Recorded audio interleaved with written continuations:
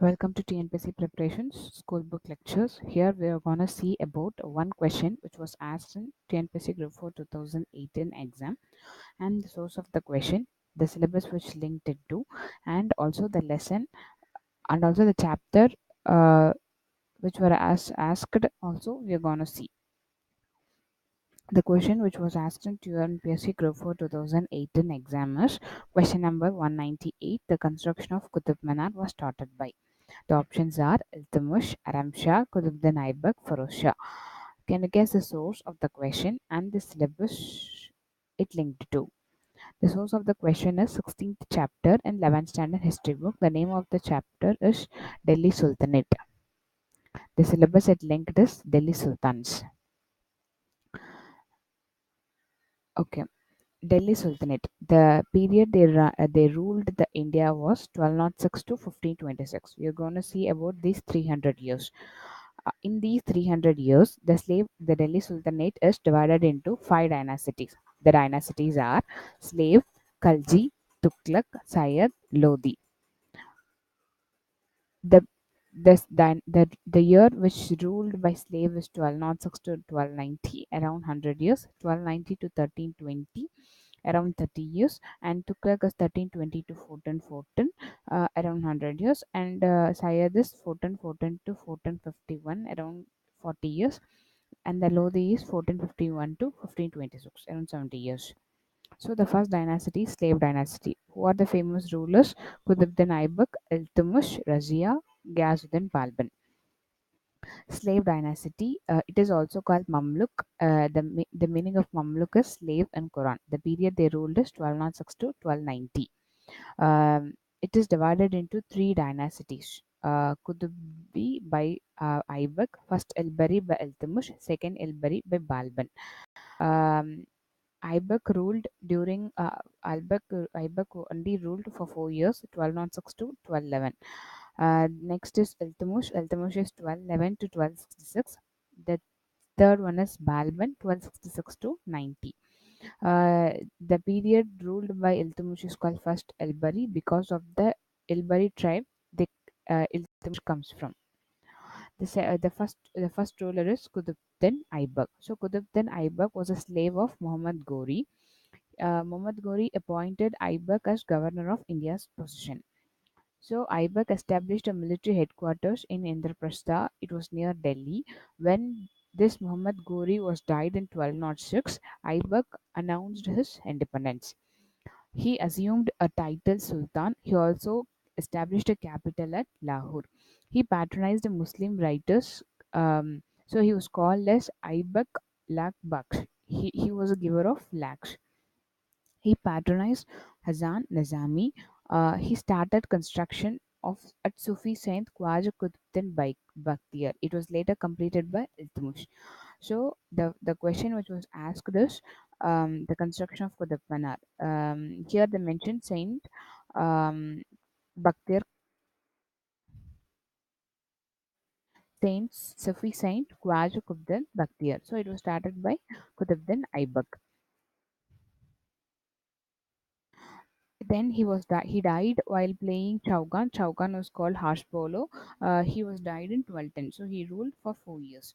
He was succeeded by his son Aram Baksh, but he was replaced by Iltutmish. Iltutmish was a son-in-law of Aibak. Uh, so Iltutmish was initially a slave to Aibak. Later, Aibak gave his daughter to Iltutmish.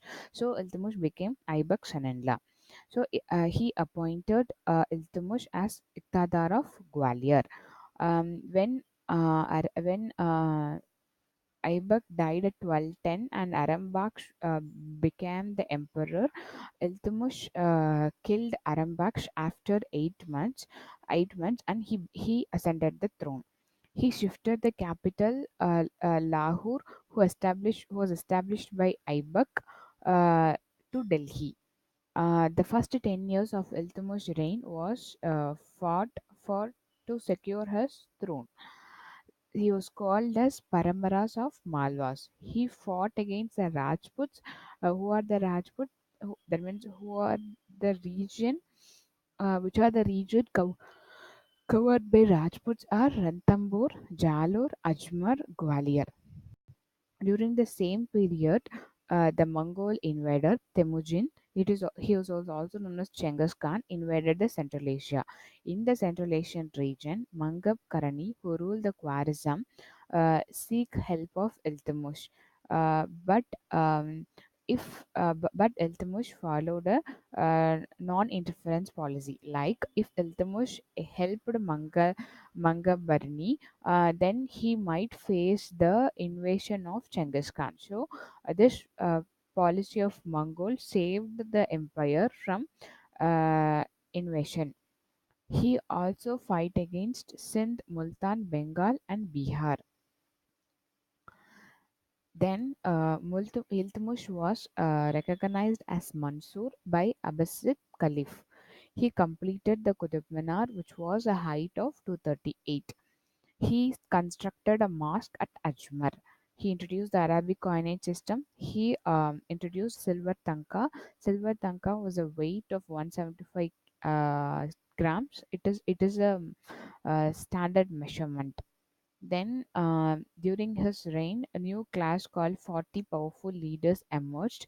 He also patronized Sufi saints called Minhaj Suraj, Tajawuddin, Nizamul Mulk, Muhammad Janaidi, Malik Qutbuddin Hasan, Farooqul Mulk Azami. He was succeeded by her daughter Razia Begum. Then Razia. Um, there was a fight between Ruknuddin Feroz and to ascend the throne. Ruknuddin Feroz was supported by Qazi and Wazir of Delhi. Who is Ruknuddin Feroz? He is a Multan governor. So he ascended the throne. When he went to fight against some rivals, Razia, with the support of Amirs, ascended the Delhi throne. He she didn't cover his face. She while in the assembly she went to even to hunting. This behavioral activities were disliked by the Turkish nobles. So when she was fighting against Altunia, who is a Batanda governor, she was kidnapped by Altunia.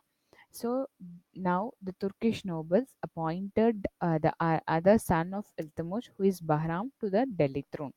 During Razia's tenure, she appointed Abinician slave Yakut as a master of royal horses. So now this other son of Iltutmish, Bahram, was in the throne. Um, Razia became wife of Altunia. So when she was returning to the Delhi, he was killed. He was killed by the Turkish nobles. Turkish nobles. So during her tenure, the 40 powerful leaders was established during Iltutmish period is also more powerful. Later, after Bahram and Mazur ruled for 6 years, the younger son of Iltutmish, Nazaruddin Muhammad, was appointed as a king by Balban. When this Nazaruddin Muhammad was died in 1266, Ghiyasuddin Balban became the emperor. How Ghiyasuddin Balban became the emperor? Because he gave his daughter to Nasiruddin Muhammad, and when this Nasiruddin Muhammad died, he became the emperor. What are the reforms he made is he paid attention mainly to the law and order, to enforce the law and order, and he gave cruel punishments to nobles if they did any mistakes, like to Malik Bakbak, who is a Badan governor. He faced the punishment because of his cruelty, and Haibat Khan, who is a Oudh governor, because of killing a drunkard man, he was punished, and to Sher Khan, who is a Batanda governor,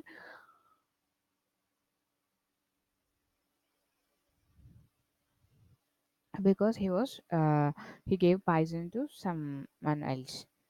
And also, during Balban's tenure, he appointed spies to monitor the nobles. He also patronized a Persian festival of Nowruz. Nowruz. Um, he introduced introduced a culture called kissing Sultan's feet. Because Sultan was, according to Balban, because Sultan was a god shadow on earth, uh, and there was a divine grace in her, in him. So during his tenure, there was an enhanced power and authority of monarch.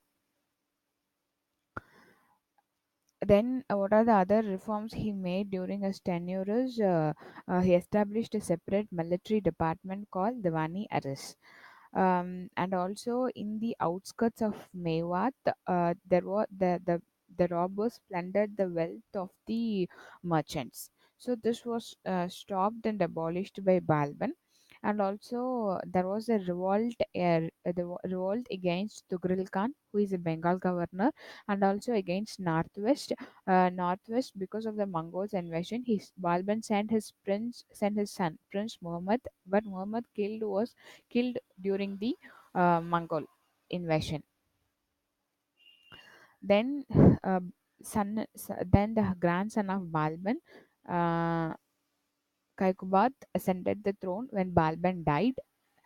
Uh, he was killed by Jalaluddin Khalji at 1290. So the Khalji dynasty rule started. Who are the rulers who killed Balban's grandson Jalaluddin Khalji? So Jalaluddin Khalji was the founder of Khalji dynasty, followed by him Alauddin Khalji. So when Jalaluddin Khalji ascended the throne, he was 70 years. He was very generous and lenient. Because of this nature, he was considered to be a weak. So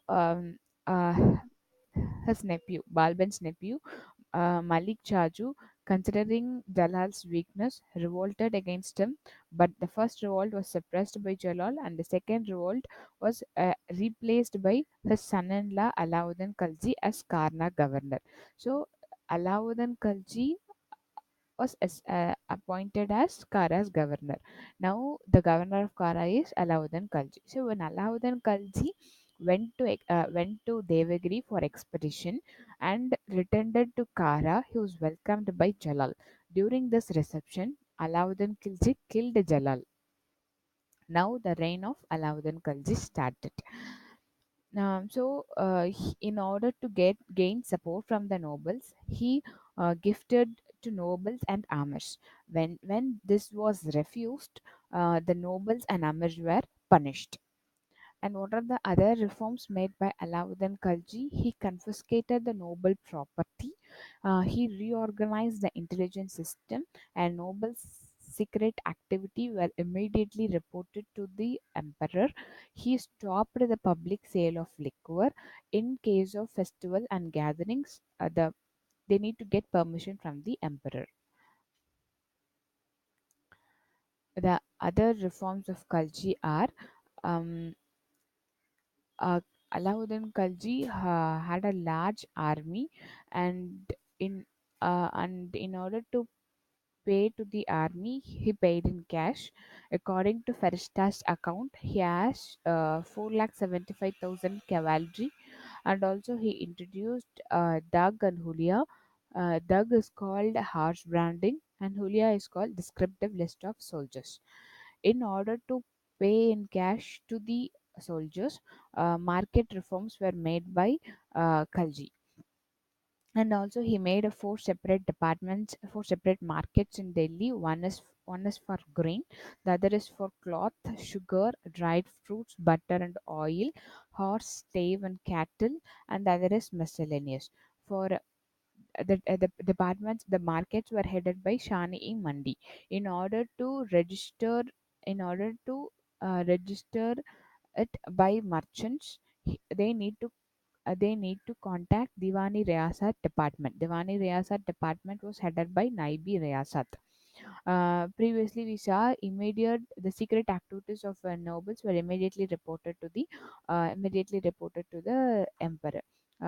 Who took take care of this activities? Munyans. Munyans is called agents. And also, Alauddin Khalji is the first sultan who measured land and the imposing land revenue. This system of land revenue was later followed by Shesha and Akbar. This land revenue was also collected in cash. So what are the military campaigns of Alauddin Khalji? He made six expeditions um,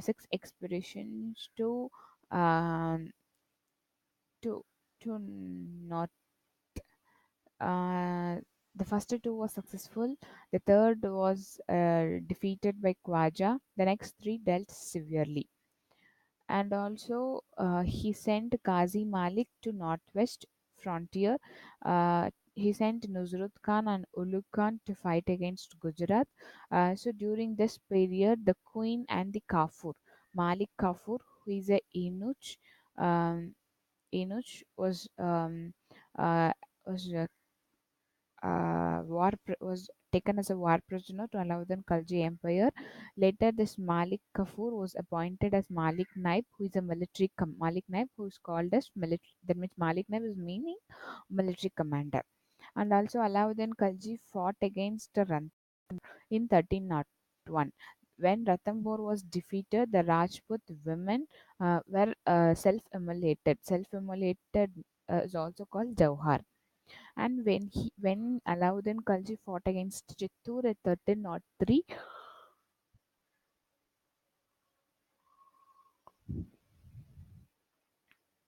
the Raja Ratan Singh of Chittoor was defeated. So the Rajput women, including Rani Padmini, self-immolated. This was written in Padmavat, written by Jayasingh. And also he sent Malik Kafur to four southern empires. The first one is Devagiri, the second is Varangal, the third is Hoysala, the fourth is Madurai.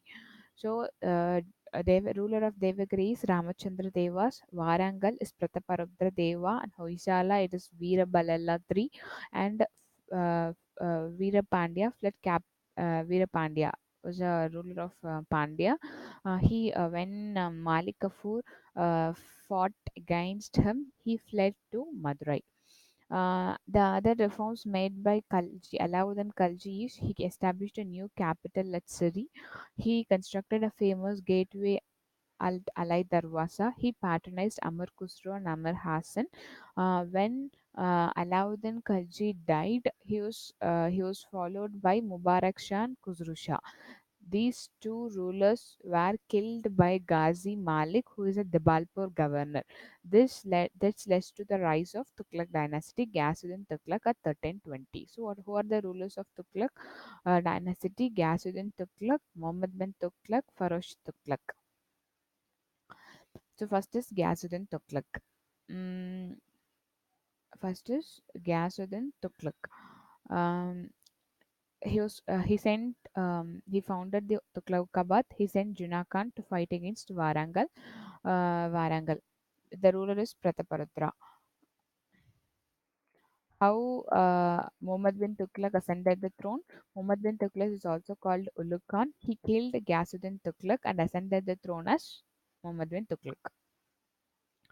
Muhammad bin Tughlaq was a very famous ruler because of his failed naval experiments.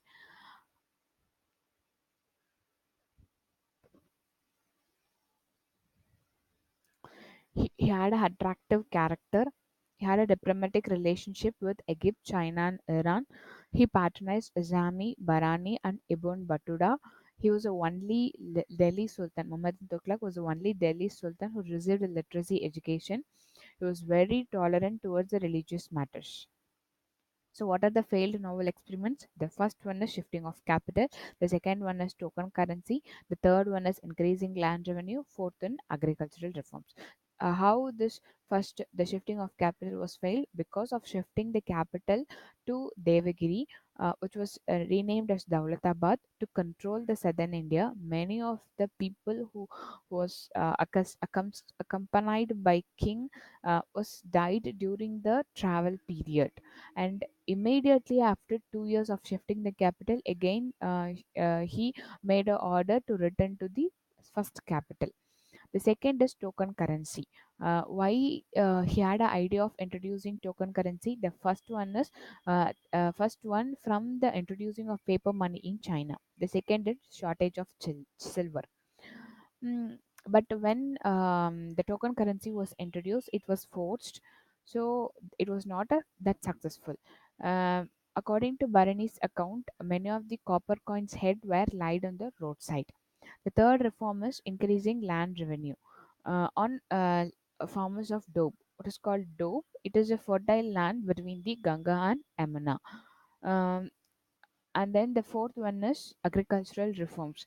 He introduced Takavi loans for cultivation to farmers to buy seeds and extend the cultivation. He also made a separate department called Diwani Kohi, and also he made a model farm which was in the size of 64 miles square. Um, 64 miles square. Later, it was controlled, continued by Feroz Tughlaq. According to Badani, the Sultan freed from the people and people from Sultan. Uh, According to Barani, Tughlaq, Muhammad bin Tughlaq was a mixture of opposite. His reign marked the decline. So previously we saw the agricultural reforms. The model form was continued by Feroz Tughlaq. So the Feroz Tughlaq was chosen by nobles. He appointed Kani Jahan Makbal, a Telugu Brahmin convert, as a wazir. He had two failed expeditions to Bengal. What are the other expeditions of Feroz Tughlaq? To Jajnagar. Jajnagar was in a modern Orissa, and to Nagarkot.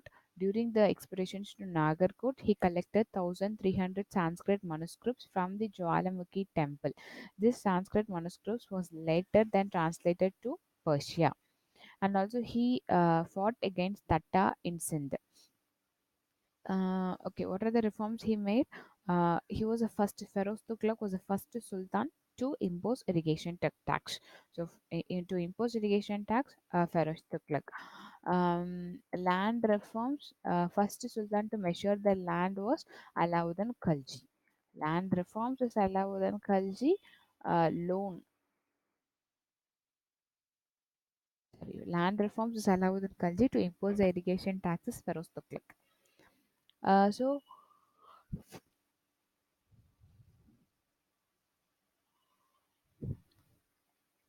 from the amount collected in the tax collected in the form of tax, he constructed a longest canal from Sutlej to Hansi. It was very such a long canal of 200 kilometer. He also constructed another Yamuna and Hazar. Mm, he introduced a jizya, which is called a non-tax on non-Muslims. Sorry, jizya, which is a tax on non-Muslims. He also levied tax according to the Islamic law, and also he followed hereditary succession of properties to nobles. This was called this was a Iqta system revolution. This was a revolution to the Iqta system. He strictly followed the ulama's advice. So, what are the administrative reforms he made, and why Feroz Tughlaq was declined? He constructed around many fruit gardens in and around Delhi, around Delhi, and he also abolished a special tax on 28 items. He constructed a royal factories which was called Karkhanas, and also he constructed 300 new towns which is called Ferozabad near Red Fort in Delhi. This Ferozabad near Red Fort in Delhi, it is also called Ferozshah Kotla. Um, he also constructed Jama Masjid and he repaired Qutb Minar. He introduced a new department called Diwani Kaira to take care of orphans and widows. Uh, we already saw there was a separate department made by other rulers also. What are the other departments made by other emperors?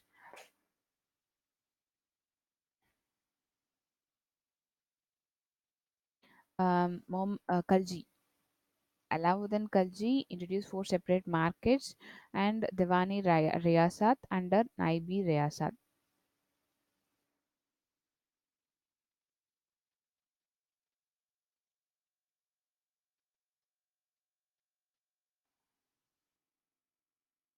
Feroz Tughlaq, the last ruler of Tughlaq dynasty, introduced a new department called Diwani Kaya to take care of orphan and widows. He also patronized Barani and Afif. Uh, So this is that's why we saw the Barani account. No, Barani's account we can see in also in Muhammad bin Tughlaq period and Feroz Tughlaq period also. There was during his reign there was a free hospitals, and he provided free marriages, access to marriage to poor Muslims. He also uh, he was also intolerant towards Shia Muslims and Sufis because of the ulama's guide. During his tenure, he considered Hindus as a second-grade citizens. This thought process was a precursor to Sikandar Lodi and Aurangzeb. He increased the number of slaves to 1,80,000. This was some one of the statement I can see in some question paper. Um, and also why Feroz Tughlaq was declined because of the small rulers like Malwa and Gujarat announced their independence, and also the invasion of Timur. The other two dynasties, Syed and Lodi. So how the Sayad dynasty was founded is by when Timur invaded India, he appointed Khizr Khan, a Multan governor, to capture Delhi and found the Sayad dynasty. So, bec- by the support of Timur, Khizr Khan ascended the throne.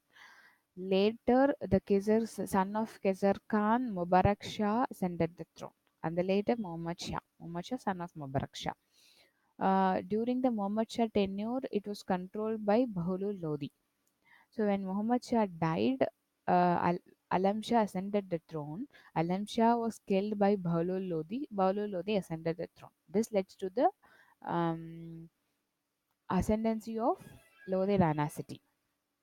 So Bahulul Lodi was the first Afghan predecessor and Turk to rule India. Bahlo Lodi was followed by Sikandar Lodi and Abraham Lodi. So Abraham Lodi is the last ruler of Delhi Sultanate. What are the reforms made by Sikandar Lodi and Abraham Lodi is Sikandar Lodi controlled Bihar, Bengal. He was a very good administrator, and also he followed bigot restriction on Hindus. He also laid roads and introduced sorry not introduced, and he also made a good contribution to the irrigation field. The next ruler is Abraham Lodi. He was very arrogant and he insulted many nobles. His own uncle Alauddin revolted against Abraham Lodi. So, because of insulting nobles and gaining their hatred, um, Daulat Khan Lodi, who is a Punjab governor, invited Babur to invade India against Abraham Lodi. This led to the decline of Delhi Sultanate and ascendancy of Mughal emperors. So here we came to the end of the chapter of Delhi Sultanate. If you have any questions, if you have any feedback or suggestions, please leave a comment in the um, comment section below. Thank you.